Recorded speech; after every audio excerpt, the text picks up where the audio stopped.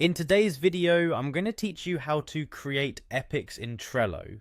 If you're looking to organize your projects more efficiently and break down larger projects into manageable parts, then this tutorial is perfect for you. Let's dive right in. First things first, let's head over to Trello.com, open up your web browser and type in Trello.com. Once the page loads, look for the login button, typically located in the top right corner of the site. Click on it and it will direct you to the login page. Once you're on the login page, you have the flexibility to log in using your email or, if you prefer, your Google account. Choose the method that works best for you.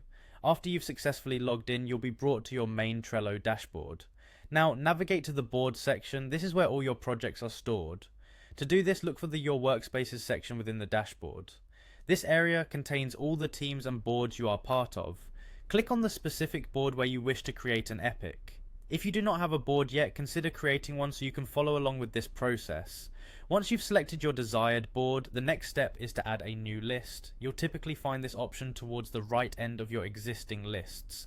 Click on Add a List. This will prompt you to enter a name for your list. For our purposes today, let's name this list Epic. This step is essential because naming conventions help in maintaining a clear and structured workflow. Now, let's add a card to begin building under this epic. Click on Add a Card, which will be available under your new epic list. When creating cards, it's common practice to name them as user stories or tasks that relate to your epic. For example, let's name our first card User Story 1. Type in the name and click Add to finalize it.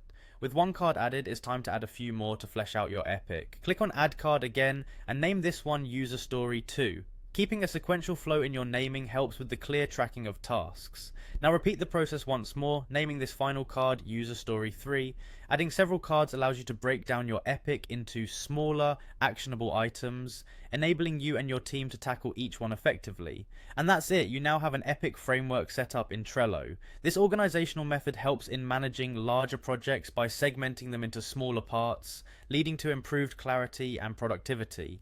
If you have further questions or need additional help, don't hesitate to reach out in the comments section. Thanks for watching and happy organizing.